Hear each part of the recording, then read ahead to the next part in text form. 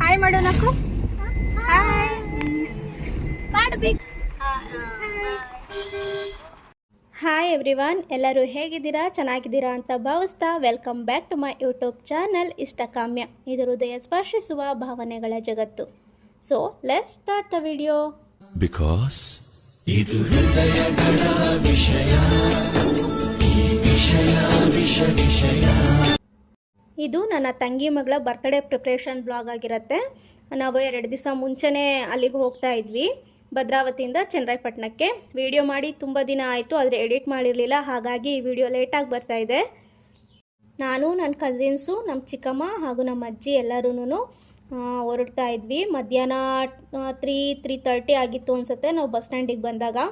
ಅಲ್ಲಿ ಬಂದು ನೋಡಿದ್ರೆ ಎಲ್ಲ ಬಸ್ಗಳು ಫುಲ್ಲು ರಶ್ಶು, ಒಂದು ಬಸ್ಸು ಖಾಲಿ ಇರಲಿಲ್ಲ.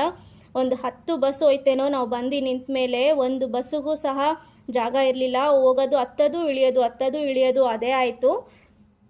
ಇಲ್ಲಿ ಬೇಸಿಗೆ ಆಗಿದ್ದರಿಂದ ತುಂಬ ವಿಪರೀತ ಬಿಸಿಲಿತ್ತು ಆ ಟೈಮಲ್ಲಿ. ಇದೊಂದು 20 ಡೇಸ್ ಹಿಂದಿಂದೆ ವಿಡಿಯೋ ಅನ್ಕೋತೀನಿ. ಅಲ್ಲಿ ಎಲ್ಲರಿಗೂ ಬಸ್ ಸ್ಟ್ಯಾಂಡಲ್ಲೇ ಫುಲ್ ಎಲ್ಲರಿಗೂ ನೀರು ಸಪ್ಲೈ ಮಾಡ್ತಾಯಿದ್ರು. ಕೊನೆಗೂ ಯಾವುದು ಬಸ್ಸು ಸಿಗದೇನೆ ರೈಲ್ವೆ ಸ್ಟೇಷನಿಗೆ ಬಂದ್ವಿ ನಾವು. ಟ್ರೈನಲ್ಲಿ ಹೋಗೋಣ ಅಂತ ಹೇಳಿಬಿಟ್ಟು.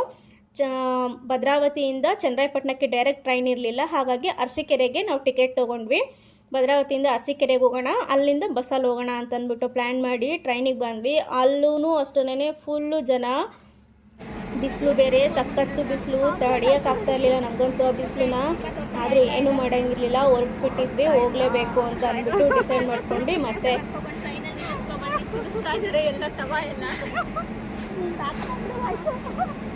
ಅಂತೂ ಇಂತೂ ಕೊನೆಗೆ ಟ್ರೈನ್ ಬಂತು. ಟ್ರೈನಲ್ಲಿ ಹತ್ಕೊಂಡ್ರೆ ಇಲ್ಲಿದ್ದ ಜನಕ್ಕಿಂತ ಟ್ರೈನಲ್ಲಿ ಇದ್ದಿದ್ದ ಜನನೇ ಜಾಸ್ತಿ ಆಗಿದ್ರು. ಕಾಲಿಡೋಕ್ಕೂ ಸಹ ಜಾಗ ಇರಲಿಲ್ಲ. ಆದರೂ ಹಾಗೂ ಹೀಗೂ ಸಾಹಸ ಮಾಡಿ ಟ್ರೈನ್ ಒಳಗಡೆ ಬರೋಷ್ಟರಲ್ಲಿ ಸಾಕಾಗೋಯ್ತು ನಮಗಂತೂ. ಬೇಡಪ್ಪ ಬೇಡ ಈ ಜರ್ನಿ ಅಂತ ಅನಿಸ್ಬಿಟ್ಟಿತ್ತು. ಆ ಬಿಸಿಲಿಗೂ ಸೆಕೆಗೂ ರಶ್ಶಿಗೂ ಸಾಕಾಗೋಗಿತ್ತು ನಮಗಂತೂ. ಅಂತೂ ಇಂತೂ ಆದರೂ ಬಸ್ ಜರ್ನಿನ ಹೋಲಿಸ್ಕೊಂಡ್ರೆ ಟ್ರೈನ್ ಜರ್ನಿ ಎಷ್ಟೋ ಬೆಸ್ಟ್ ಅನಿಸ್ತಿತ್ತು. ಹಾಗಾಗಿ ಹಾಗೂ ಹೀಗೂ ಹೇಗೋ ಬಂದು ಅರಸೀಕೆರೆ ಮುಟ್ಟಿದ್ರೆ ಸಾಕಪ್ಪ ಅನ್ನಂಗಾಗಿತ್ತು ನಮಗಂತೂ. ನಮ್ಮ ಚಿಕ್ಕಿ ಅಜ್ಜಿ ಅವರೇ ಒಂದು ಬೋಗಿಗೆ ಹತ್ತಿದ್ರು, ನಾನು ನನ್ನ ಕಸಿನ್ಸು ಒಂದು ಬೋಗಿಗೆ ಹತ್ತಿದ್ವಿ, ಡಿವೈಡ್ ಆಗಿಬಿಟ್ಟಿದ್ವಿ. ಹಾಗೂ ಹೀಗೂ ಕಷ್ಟಪಟ್ಟು ಅರಸೀಕೆರೆಗೆ ಬಂದಂತೂ ತಲುಪಿದ್ವಿ. ಇಲ್ಲಿ ಬಂದರೆ ಅರಸೀಕೆರೆಯಲ್ಲಿ ಒಂದು ಬಸ್ಸು ಸಹ ಇಲ್ಲ ಚನ್ನರಾಯಪಟ್ಟಣಕ್ಕೆ. ಅಲ್ಲೊಂದು ಅಷ್ಟೊತ್ತು ಕೂತಿದ್ದಾಯಿತು. ನಾವು ಅರಸೀಕೆರೆ ತಲುಪಿದಾಗ 5:30 ಆಗಿತ್ತು, ಸಂಜೆ ಆಗಿತ್ತು ಆಗ್ಲೇನೆ. ಬಸ್ಸಿಗೆ ಕಾದು ಸಾಕಾಗಿ ಕೊನೆಗೆ ಅಂತೂ ಇಂತೂ ಒಂದು ಬಸ್ ಬಂತು. ಆ ಬಸ್ಸಿಗೆ ಹತ್ಕೊಂಡು ನಾವು ಹೋಗಿ ಮನೆಗೆ ತಲುಪಿದ್ದು 8:30 ಹತ್ರ ಆಗಿತ್ತು ಅನಿಸುತ್ತೆ. ಮನೆಗೆ ಹೋಗಿ ಫಸ್ಟು ಡ್ರೆಸ್ ಚೇಂಜ್ ಮಾಡಿ ಫ್ರೆಶ್ ಅಪ್ ಆಗಿ, ಫಸ್ಟು ತಲೆ ನೋವು ಬಂದಿತ್ತು. ನನ್ನ ತಂಗಿ ಅಷ್ಟೊತ್ತಿಗೆ ಕಾಫಿಗೆ ರೆಡಿ ಮಾಡ್ತಾಯಿದ್ಲು. ಡ್ರೆಸ್ ಚೇಂಜ್ ಮಾಡೋಷ್ಟೊತ್ತಿಗೆ ಫಸ್ಟು ಒಂದು ಬಿಸಿ ಕಾಫಿ ಕುಡಿದು ಅಷ್ಟೊತ್ತಿಗೆ ನನ್ನ ತಂಗಿ ಹಸ್ಬೆಂಡು ಐಸ್ ಕ್ರೀಮು ಎಲ್ಲ ತೊಗೊಬಂದಿದ್ರು. ಅವರೇ ಬಂದಿದ್ದರು ನಮ್ಮನ್ನು ಪಿಕಪ್ ಮಾಡೋಕ್ಕೆ ಚನ್ನರಾಯಪಟ್ಟಣದಿಂದ. ಐಸ್ ಕ್ರೀಮ್ ಎಲ್ಲ ತಿಂದು ಒಂದು ರೌಂಡ್ ಸುಧಾರಿಸ್ಕೊಂಡ್ವಿ. ಈ ಮಕ್ಕಳಿಗಂತೂ ಜೈಲಿಂದ ಬಿಟ್ಟಂಗಾಗಿತ್ತು. ಅವರಿಗಂತೂ ಚೆನ್ನಾಗಿ ಆಟ ಆಡ್ತಾಯಿದ್ರು. ಅವ್ರಿಗೆ ಸಮಾಧಾನ ಮಾಡಿ ಅವರಿಗೆಲ್ಲ ಊಟ ಮಾಡಿಸಿ ನಾವು ಊಟ ಮಾಡಿ ಅಷ್ಟೊತ್ತಿಗೆ ಮಲ್ಕೊಳ್ಳೋಕ್ಕೆ ಹಾಸಿಗೆ ಕರೀತಾ ಇತ್ತು.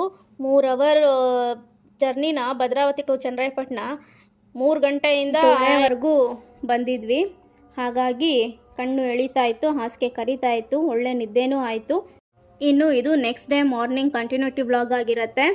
ನನ್ನ ತಂಗಿ ಆಗಲೇ ಬೆಳಗ್ಗೆನೇ ಕೆಲಸ ಶುರು ಹಚ್ಕೊಂಡಿದ್ಲು. ಮಕ್ಕಳಿಗೆಲ್ಲ ಹಾಲು ಕೊಟ್ಟು ಅವರು ಎಲ್ಲ ಹಾಲು ಕುಡಿದು ಆಮೇಲೆ ನಾವು ಸ್ವಲ್ಪ ಕಾಫಿ ಕುಡಿದು ತಿಂಡಿಗೆ ರೆಡಿ ಮಾಡೋಣ ಅಂತ ಹೇಳ್ಬಿಟ್ಟು ಎದ್ದೆ. ನಮ್ಮ ಚಿಕ್ಕಿ ಗೀ ರೈಸ್ ಮಾಡೋಕ್ಕೆ ಅಂತ ಎಲ್ಲ ರೆಡಿ ಮಾಡ್ತಾಯಿದ್ರು. ಅವರೆಲ್ಲ ರೆಡಿ ಮಾಡಿ ಕೊಟ್ಟಿದ್ರು ಐಟಮ್ಸು. ನಾನು ಗೀ ರೈಸ್ ಮಾಡಿದೆ.